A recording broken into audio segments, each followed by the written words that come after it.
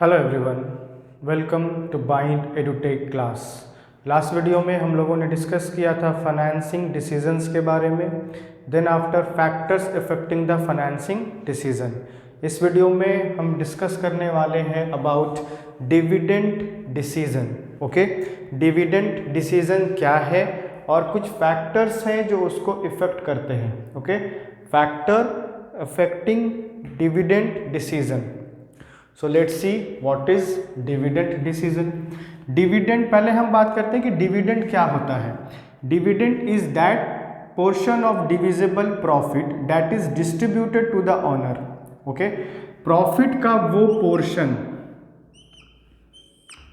Dividend हम क्या बोल सकते हैं कि डिविडेंड प्रॉफिट का वो पोर्शन होता है जिसको डिस्ट्रीब्यूट किया जाता है ऑनर्स के बीच में। ओके, अब जब कंपनी चल रही है, कंपनी प्रॉफिट कमा रही है, मुनाफा कमा रही है, तो उस प्रॉफिट को हम किसके बीच में डिस्ट्रीब्यूट करेंगे? उस प्रॉफिट को लेगा हमारा ऑनर। ओके, तो ऑनर को हम क्या देंगे? प्रॉफिट का वो पार्ट देंगे जिसको वो डिजर्व करता है, और प्रॉफिट का वो पार्ट जो हम ऑनर को देते हैं वो कहलाता है dividend. Okay, distributed to the owner that is the share holders. और ऑनर कौन होते हैं कंपनी के? कंपनी के ऑनर्स को हम शेयर होल्डर्स बोलते हैं। तो शेयर होल्डर्स क्यों बोलते हैं? क्योंकि मैंने आपको बताया था कि जब कंपनी अपने शेयर को मार्केट में डिस्ट्रीब्यूट करता है, यानी जो पब्लिक होता है वो कंपनी के शेयर को परचेस करता है। क्या करता है? परचेस करता है। और जब कोई भी कंपनी के शेयर को परचेस करता है तो वो कंपनी का क्या बन जाएगा? कंपनी का शेयर होल्डर्स बन जाएगा। और जब वो कंपनी का शेयर होल्डर्स बन जाएगा तो वो कंपनी का ओनर भी कहलाएगा। Okay, it result in current income for the share holders. Okay, और वो क्या है? कंपनी के करेंट इनकम में काउंट है और वो शेयर होल्डर्स का करेंट इनकम हो जाता है। तो ये हमारा था dividend. Then we have retain earning. Retain earning proportion of profit kept in that reinvested in the business. For example, अगर A है, A कहीं जॉब कर रहा है तो उस जॉब से उसको क्या आ रहा है? इनकम आ रहा है। मान लेते हैं कि वो 20,000 पर मंथ अर्न करता है। कितना अर्न कर रहा है? 20,000 पर मंथ वो अर्न कर रहा है, वो उसका इनकम है। ओके, इसने क्या किया? पहले अपने एक्सपेंसेस को देखे कि मेरा एक्सपेंसेस कितना है, देन आफ्टर एक्सपेंसेस को क्लियर करने के बाद अब इसने कुछ पैसा क्या कर दिया? बचा लिया। मान लेते हैं कि 10,000 इसने सेव कर लिया। जब इसने 10,000 सेव किया तो ये पैसा इसी का है। अब ये चाहेगा तो अपने एक्सपेंसेस को और बढ़ा सकता है, अपने घर में और इन्वेस्ट कर सकता है। तो वही होता है रिटेन अर्निंग। ओके, प्रॉफिट का वो हिस्सा जिसको हम लोग रख लेते हैं, केप्ट कर लेते हैं, इन दैट इज री इन्वेस्टेड इन द बिजनेस। और उसको क्यों केप्ट किया जाता है या बिजनेस क्यों उसको अलग से सेफ प्लेस पर सिक्योर तरीके से रखता है? ताकि वो बिजनेस में री इन्वेस्ट कर पाए। अगर हम बिजनेस कर रहे हैं तो जाहिर सी बात है कि शॉर्ट टाइम के लिए तो कर नहीं रहे, लंबे समय के लिए हम बिजनेस कर रहे हैं। और जब हम लंबे समय के लिए बिजनेस करते हैं तो हम अपनी हर एक्टिविटी को प्रॉपर तरीके से करना चाहते हैं। हम ये इंश्योर करना चाहते हैं कि जो एक ऑनर के द्वारा स्टेप लिया जा रहा है वो स्टेप सिस्टमैटिक वे में होना चाहिए। वो स्टेप का जो प्रभाव होगा, जिसे हम रिजल्ट बोल सकते हैं, अगर मैंने कोई काम किया तो उसका रिजल्ट बताएगा कि जो मेरा डिसीजन था वो करेक्ट था या नहीं था, वो राइट था या रॉन्ग था। तो कंपनी में अगर हम कोई भी स्टेप फॉलो करते हैं या हम कोई डिसीज़न लेते हैं तो वो डिसीज़न का बहुत इम्पोर्टेंस होता है कंपनी पर, कंपनी के ग्रोथ पर।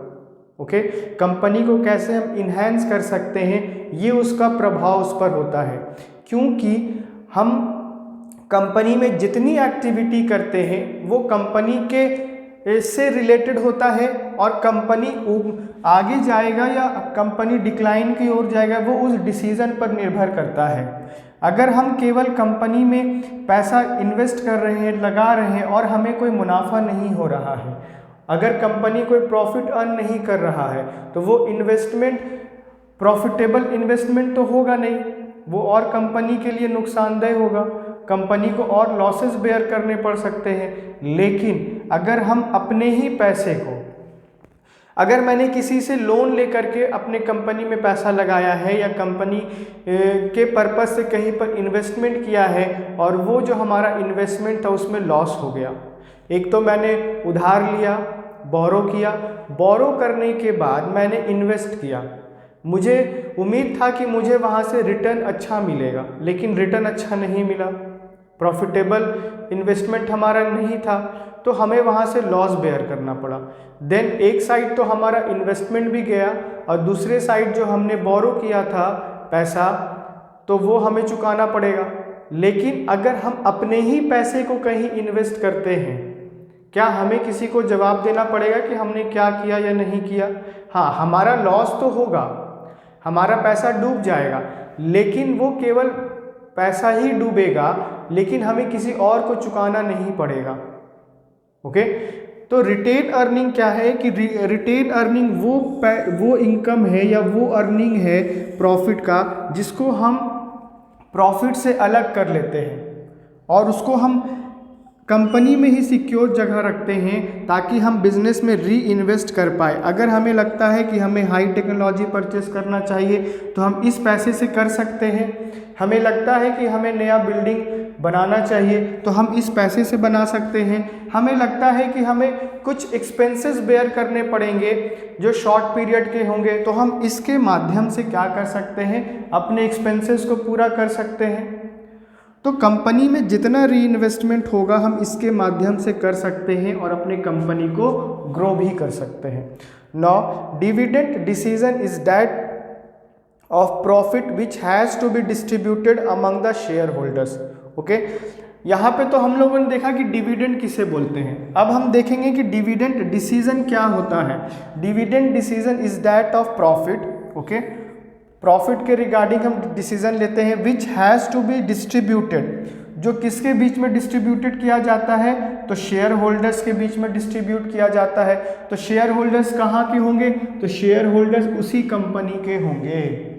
ओके, अगर कंपनी ए है और कंपनी बी है तो हम ऐसा बिल्कुल नहीं करेंगे कि कंपनी ए प्रॉफिट कमाएगा और कंपनी बी के शेयर होल्डर्स के बीच में हम प्रॉफिट डिस्ट्रीब्यूट करेंगे। ओके, कभी भी तो ऐसा नहीं होता है कि कंपनी ए ने अर्न किया और कंपनी बी के शेयर होल्डर्स को प्रॉफिट मिलेगा। कंपनी ए ने अर्न किया तो कंपनी ए के ही शेयर होल्डर्स के बीच में वो प्रॉफिट डिस्ट्रीब्यूट किया जाएगा, और अगर कंपनी बी ने अर्न किया है तो कंपनी बी के शेयर होल्डर्स के बीच में प्रॉफिट डिस्ट्रीब्यूट किया जाएगा। So this decision relates to the distribution of dividend. और ये जो डिसीजन होता है डिविडेंड डिसीजन, इसमें हम क्या लेते हैं, इसमें हम ये डिसाइड करते हैं या कंपनी ये डिसाइड करता है कि हमें अपने शेयर होल्डर्स के बीच में कितना डिविडेंड डिस्ट्रीब्यूट करना है। Distribution of dividends among various group,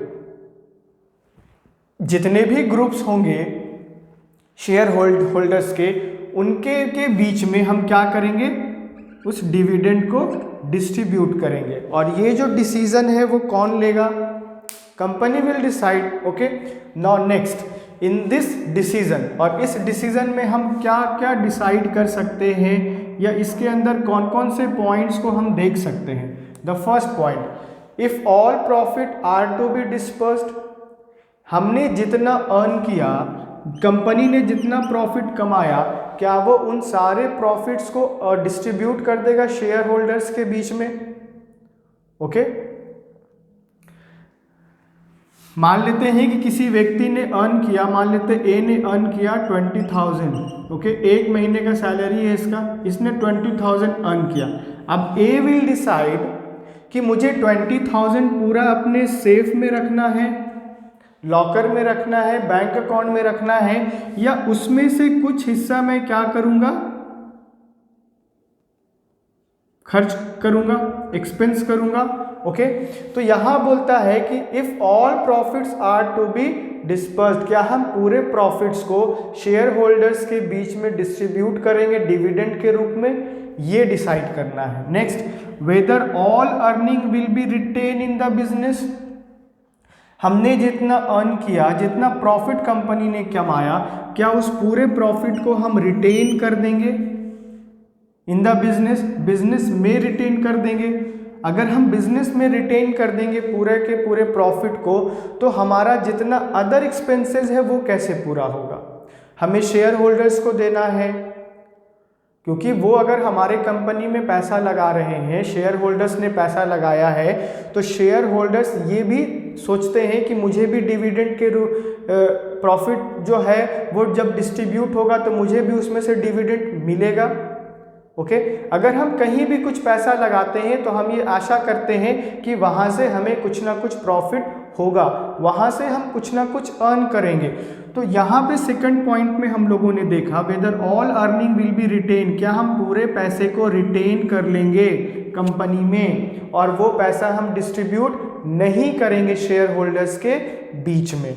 next, a portion of profit will be retain in the portion business and the reminder distributed among share holders, ये ऑप्शन हम चुन सकते हैं।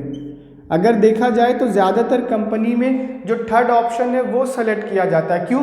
क्योंकि हम पूरे ही पैसे को डिस्पर्स नहीं कर सकते, हम पूरे ही प्रॉफिट को रिटेन नहीं कर सकते। लेकिन अगर हम थर्ड ऑप्शन चुनते हैं तो थर्ड ऑप्शन में क्या होता है कि हम जो प्रॉफिट अर्न कर रहे हैं या जो कंपनी प्रॉफिट अर्न कर रहा है, कंपनी जो है वो कुछ पार्ट को रिटेन कर लेता है, ओके, और कुछ पार्ट को वो डिस्ट्रीब्यूट कर देता है। एक ही एग्जाम्पल लेते हैं, ए ने अगर 20,000 कमाया है एक महीने में, तो वो क्या करेगा, वो डिसाइड करेगा कि उसके खर्चे कितने हैं, ओके, उसके एक्सपेंस कितने हैं। तो मान लेते हैं कि उसके एक्सपेंस है 15,000 पूरा खर्च मिला करके, और उसके पास बच गया कितना, 5,000 बच गया।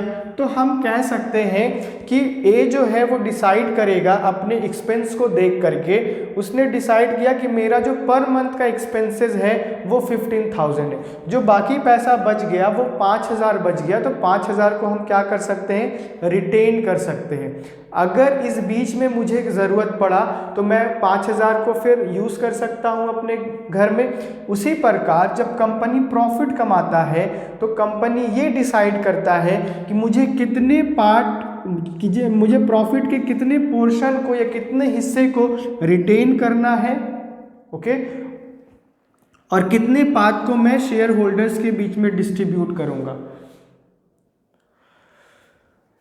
Okay, next we have is factors affecting dividend decision. अब कुछ फैक्टर्स हैं जो इफेक्ट करते हैं हमारे डिविडेंड डिसीजन को। The first point we have is amount of earning. The dividend are paid out of the present और and previous years earning. Okay, जो डिविडेंड है वो पेड किया जाता है प्रेजेंट और प्रीवियस ईयर के अर्निंग पर होता है। Therefore more earning will ensure greater dividend and vice versa.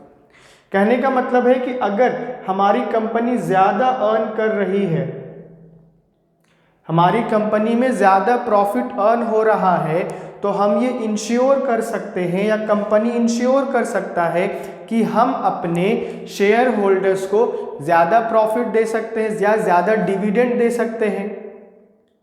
Okay, अगर मैंने सोचा है कि मुझे ये काम करना है, मुझे कार लेना है, मुझे बाइक लेना है, या मैं अपने लिए कुछ और करना चाहता हूँ, ये मैं कब डिसाइड कर पाऊँगा?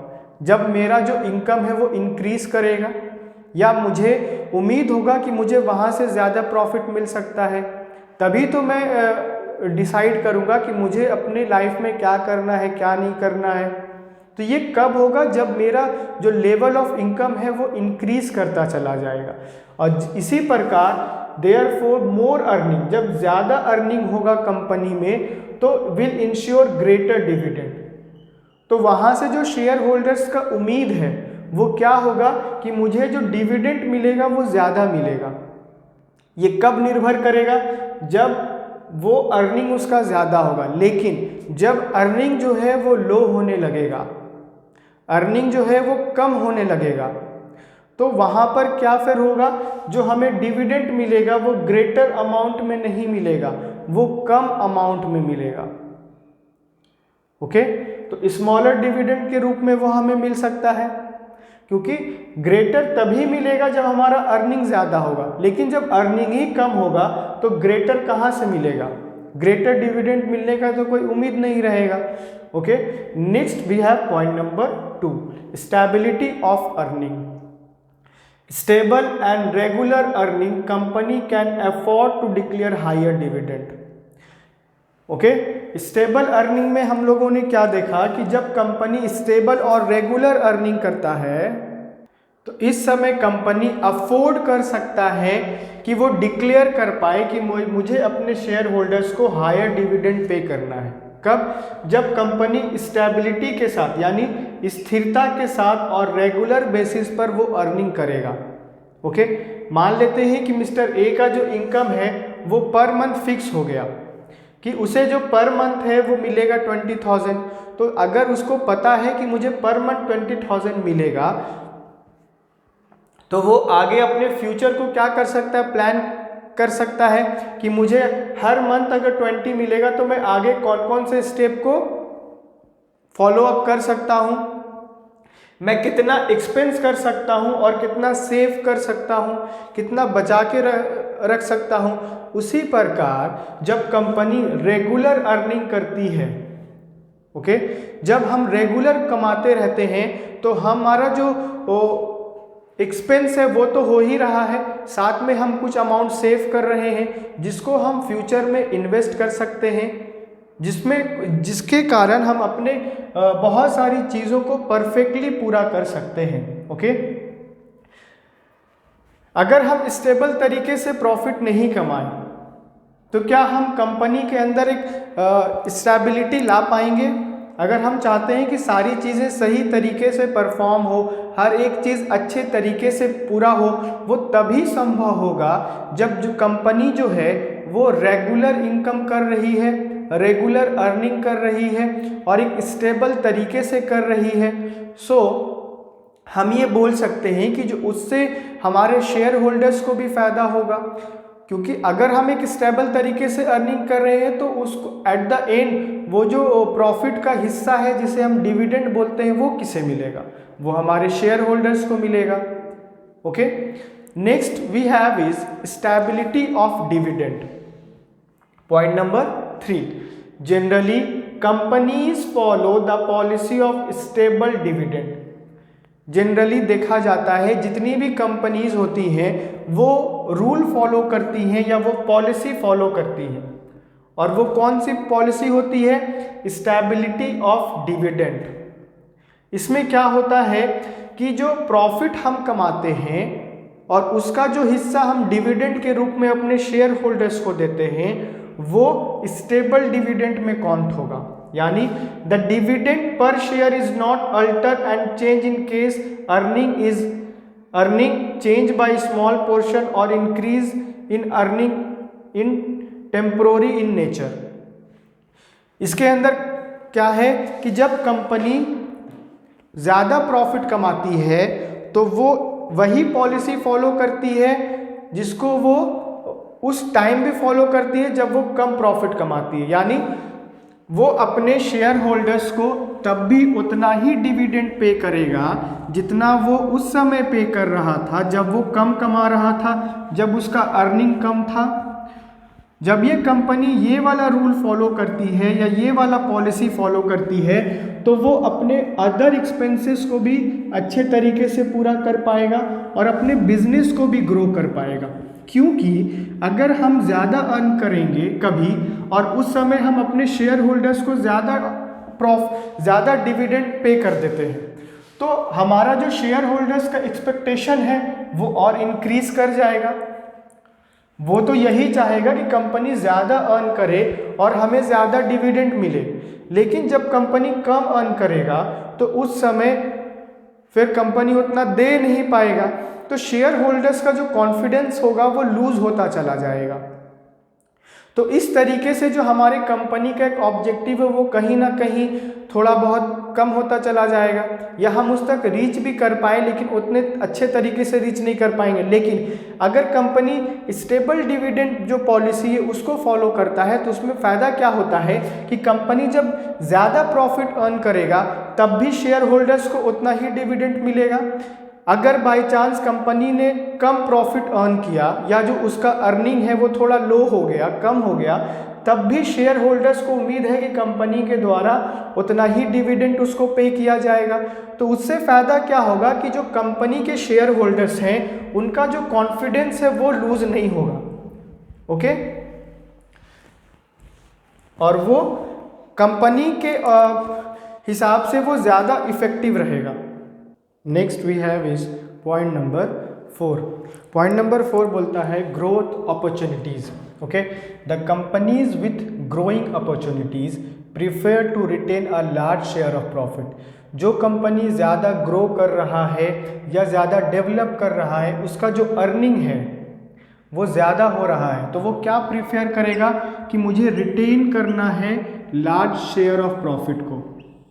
ओके, जब कंपनी ज़्यादा डेवलप करने लगता है तो वो डेवलप कर रहा है, इसका मतलब ये है जो उसका अर्निंग है, जो सोर्स ऑफ इनकम है वो बहुत अच्छा हो रहा है। वो जो कंपनी है वो ज़्यादा मुनाफा कमा रहा है, ज़्यादा लाभ कमा रहा है, तो वो ये सोच सकता है कि मैं उस अमाउंट ऑफ प्रॉफिट को या पोर्शन ऑफ प्रॉफिट को रिटेन करूं। ओके, वो लार्ज शेयर में रिटेन करना चाहेगा। उससे क्या फ़ायदा होगा कि वो फ्यूचर में और बेटर इन्वेस्टमेंट कर सकता है। To finance their investment requirement, hence they prefer distributing less dividend. एक ये ऑप्शन है कि जब कंपनी ज़्यादा प्रॉफिट कमाता है तो वो जो प्रॉफिट का हिस्सा है डिविडेंड वो अपने शेयर होल्डर्स को दे दे। ओके, उससे क्या होगा कि उसके जो शेयर होल्डर्स हैं वो उससे खुश होंगे, वो और अच्छे तरीके से परफॉर्म करेंगे। लेकिन अगर कंपनी ये डिसाइड कर ले कि मुझे डिविडेंड तो देना ही देना है शेयर होल्डर्स को, लेकिन जब मैं एक स्टेबल तरीके से अपने शेयर होल्डर्स को डिविडेंड दे सकता हूँ तो मैं उसी पॉलिसी को फॉलो करूँगा। मैं ऐसा बिल्कुल नहीं करूँगा कि आज मैंने 10 रुपये कमाया तो अपने शेयर होल्डर्स को 10 में से 4 दे दिया, ये हम बिल्कुल नहीं करेंगे। ओके, अगर कल मैंने 12 कमाए तो वो नहीं होगा कि 5 कर देंगे। अगर हम एक स्टेबल तरीके से चीज़ों को फॉलो करते रहेंगे तो जितना प्रॉफिट हम कमाएंगे वो तो डिविडेंड के रूप में जाएगा शेयर होल्डर्स को, लेकिन जो बाकी बच जाएगा उसको हम क्या कर लेंगे, रिटेन कर लेंगे। और जब हमारा जो रिटेन अर्निंग है वो मैक्सिमम पोर्शन में पहुंच जाएगा या हम ज़्यादा से ज़्यादा अमाउंट को रिटेन कर पा रहे हैं तो वो हमारे इन्वेस्टमेंट पॉइंट ऑफ व्यू से अच्छा रहेगा। इन्वेस्टमेंट मतलब कि अगर हम अपने कंपनी के अकॉर्डिंग इन्वेस्टमेंट करना चाहते हैं तो हम बोरो करके अगर इन्वेस्टमेंट करेंगे और हमें वहाँ से जो फ़ायदा होगा तो वो फ़ायदा हम रखेंगे, बाकी का पैसा तो हमें चुकाना पड़ेगा जिससे हम लोगों ने लोन लिया है। अगर हम लोन लेकर के इन्वेस्टमेंट करते हैं तो वो एक लोन प्लस उस पर जो इंटरेस्ट होगा वो हमें पे करना होगा, तो कहीं ना कहीं एक अगर लॉस हो जाता है तो वो कंपनी को बेयर करना पड़ेगा। लेकिन अगर जो कंपनी अपने रिटेन अमाउंट पर इन्वेस्टमेंट करता है वो फ़ायदा ये होगा कि उसका रिटेन अमाउंट है उसको किसी को चुकाना नहीं पड़ेगा। अगर लॉस भी हो गया तो वही बेयर करेगा, लेकिन उस अमाउंट को किसी को देना नहीं है। और इन्वेस्टमेंट से भी उसको अगर फ़ायदा होगा तो सारा का सारा जो प्रॉफिट है वो कहाँ आ रहा है, कंपनी में आ रहा है। तो कंपनी को ग्रो करने का एक अपॉर्चुनिटी मिल रहा है। कंपनी ग्रो तभी करेगा जब वो अपने रिटेन अर्निंग को बढ़ाएगा। ओके, जब उसका प्रॉफिट बढ़ रहा है और उसके कारण जो उसका रिटेन अर्निंग है वो इंक्रीज हो रहा है तो ग्रोथ अपॉर्चुनिटीज इंक्रीज हुआ कि नहीं हुआ, ग्रो करने का अपॉर्चुनिटी वो इंक्रीज हो रहा है। हम पहले एक ही बिल्डिंग में बिजनेस किया करते थे, अब हमने रिटेन अर्निंग में प्लस कर लिया 1 मोर बिल्डिंग। हमारे पास जो मशीनरी था पहले 2 था, अब हमारे पास मशीनरी 3 हो गया। ओके, 1 ऐड कर दिया तो अब 3 हो गया। तो हम एक परचेस कर पाए, एक बिल्डिंग परचेस कर पाए। क्यों कर पाए? क्योंकि हम लोगों ने रिटेन अर्निंग का जो अमाउंट है वो ज़्यादा करना स्टार्ट कर दिया। इससे हम क्या देख रहे हैं कि जो हमारी कंपनी का ग्रो है वो और अच्छे तरीके से हो रहा है। हमारी जो कंपनी है वो अच्छे तरीके से ग्रो कर पा रही है, मुनाफा हो रहा है। And they prefer distributing less dividend. लेकिन उसमें एक चीज़ क्या करना होगा कि हमारे जो शेयर होल्डर्स है उनको जो डिविडेंड का पैसा मिलेगा वो लेस डिविडेंड मिलेगा। ओके, उतना तो मिलेगा कि जितना वो संतुष्ट रह पाए, वो खुश रह पाए। लेकिन ये नहीं होगा कि जितना ज़्यादा प्रॉफिट कमाएगी कंपनी उतना ज़्यादा उनके बीच में डिस्ट्रीब्यूट करती चली जाएगी। Next, cash flow position. Dividend involve and outflow of cash and दस अवेलेबिलिटी ऑफ एडवोकेट कैश। मतलब हमारे बिजनेस में उतना पैसा रहना चाहिए is for smooth most requirements for declaration of dividend. Dividend को डिक्लेयर करने के लिए अगर हमारे कंपनी का जो कैश फ्लो पोजीशन है वो अगर अच्छा नहीं होगा तो क्या हम अपने करंट लायबिलिटीज़ को पूरा कर पाएंगे, या जो हमारे छोटे छोटे एक्सपेंसेस है उसको पूरा कर पाएंगे? बिल्कुल नहीं। और हमको जो डिविडेंड पे करना है वो भी कैसे पूरा होगा? जब हमारी कंपनी में एक एडुकेट अमाउंट ऑफ प्रॉफिट होगा तभी कर पाएंगे। Next point number 6, preference of share holders. Company takes into consideration its share holders expectation. Company क्या करता है? कंसिडरेशन करता है, कंसिडरेट करता है किसको? शेयर होल्डर्स के एक्सपेक्टेशंस को। अगर हम कहीं जॉब करते हैं, कहीं काम करते हैं तो हमें एक्सपेक्टेशन होता है कि अगर हमने ओवर टाइम किया तो बॉस हमें ओवर टाइम का पेमेंट करेंगे। अगर हमने कुछ अच्छा परफॉर्म किया है या हमारा परफॉर्मेंस अच्छा है तो हमें वहाँ से रिवॉर्ड मिलने का उम्मीद होता है, हमें एक्सपेक्ट करते हैं कि वहाँ से हमें रिवॉर्ड मिलेगा। या अगर हम एक अच्छी पोजीशन में कंपनी में हैं, अच्छे पोस्ट को होल्ड करते हैं और हम कोई मीटिंग में कोई सजेशंस देते हैं या कोई हम अपना ओपिनियन या व्यू रखते हैं तो वहाँ हमारी बात को कंसीडर किया जाता है। तो हम ये एक्सपेक्ट करते हैं कि हम जिस जगह काम कर रहे हैं वहाँ हमारा एक वैल्यू हो। उसी प्रकार कंपनी क्या करता है? कंसीडरेशन करता है शेयर होल्डर्स एक्सपेक्टेशंस को for dividend and try to take dividend decision accordingly.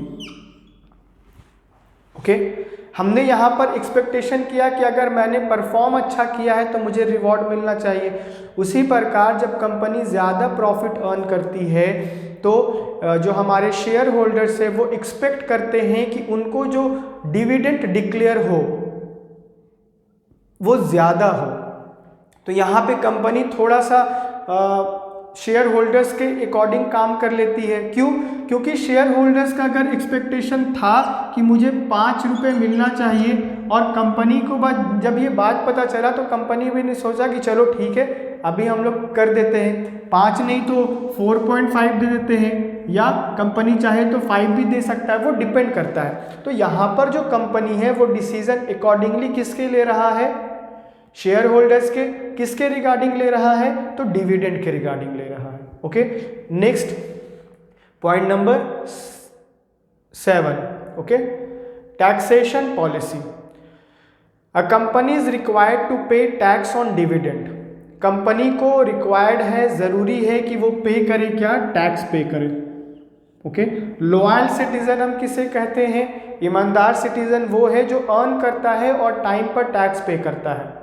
Okay, अगर मैं कहीं जॉब कर रहा हूं और मुझे वहां से रेगुलर इनकम हो रहा है, रेगुलर अर्निंग हो रहा है, तो मैं एक लॉयल सिटीजन तब कहलाऊंगा जब मैं अकॉर्डिंग टू द लॉ और टैक्स पॉलिसी में टैक्स को पे कर रहा हूं। उसी प्रकार एक कंपनी जब प्रॉफिट अर्न करती है या अपना बिजनेस इसी कंट्री में चला रही है या सोसाइटी में रन कर रही है, तो वो जब प्रॉफिट कमाती है तो उस पर उसको टैक्स पे करना होता है। Okay, to pay tax on dividend declare by it. वो जितना डिविडेंड डिक्लेयर करती है कि मैंने इतना प्रॉफिट कमाया और मैं अपने शेयर होल्डर्स को या इक्विटी शेयर होल्डर्स को इतना डिविडेंड पे करने वाला हूँ, कंपनी पे करने वाला है, so that if tax on dividend is higher. तो यहाँ पर क्या हो रहा है कि टैक्स पे हो रहा है, किस पे हो रहा है? डिविडेंड पे हो रहा है। और जब company dividend pay if tax on dividend is higher, जब कंपनी को टैक्स ज़्यादा पे करना पड़ता है डिविडेंड पे, तो company will prefer to pay less. तब कंपनी क्या करता है, अपने शेयर होल्डर्स को अमाउंट जो है डिविडेंड है वो कम देता है। Okay, and if tax rate are lower then more dividend can be declare by the company. यहाँ पर या इस पॉलिसी में हम लोगों ने देखा कि जब कंपनी ज़्यादा टैक्स पे करता है तो वो प्रिफेयर करता है कि मैं अपने शेयर होल्डर्स को जो डिविडेंड दूं वो कम दूं, और जब टैक्स का जो रेट है वो कम हो जाता है तो कंपनी क्या करता है कि वहाँ पर ज़्यादा डिविडेंड डिक्लेयर कर देता है। Next point number 8, stock market. A bull और bear market also affect the dividend decision of the firm। जब मार्केट का पोजीशन बहुत अच्छा रहता है या मार्केट का पोजीशन बहुत खराब रहता है तो उसके बेसिस पे भी जो फर्म है वो डिसीजन लेता है। ओके, किसका डिसीजन लेता है, डिविडेंड देने का डिसीजन लेता है। ओके, अगर हम मानते हैं कि स्टॉक मार्केट बहुत ऊंचा जा रहा है, बहुत हाई जा रहा है, तो हम ये प्रीफर कर सकते हैं कि डिविडेंड अच्छा मिलेगा। जब हमारा स्टॉक मार्केट नीचे की ओर जा रहा है, डिक्लाइन कर रहा है, तो उस टाइम हम अपने शेयर होल्डर्स को कैसे अच्छा डिविडेंड दे सकते हैं। तो स्टॉक मार्केट का ये भी रोल है। Next we have is point number 9, legal constraint. Under provision of companies act all earning can not be distributed. इस प्रोविज़न के अंदर हम जितना अर्निंग करते हैं या कंपनी जितना अर्निंग करता है उस पूरे के पूरे अर्निंग को हम डिस्ट्रीब्यूट नहीं कर सकते, and the company has to provide for various reserve. Okay, तो कंपनी क्या करेगा, रिजर्व करेगा। मान लेते हैं कि कंपनी ने 100 रुपया कमाया, अब 100 का 100 रुपया तो वो अपने शेयर होल्डर्स के बीच में डिस्ट्रीब्यूट नहीं करेगा, उसमें से क्या करेगा, कुछ पार्ट को वो रिजर्व करेगा।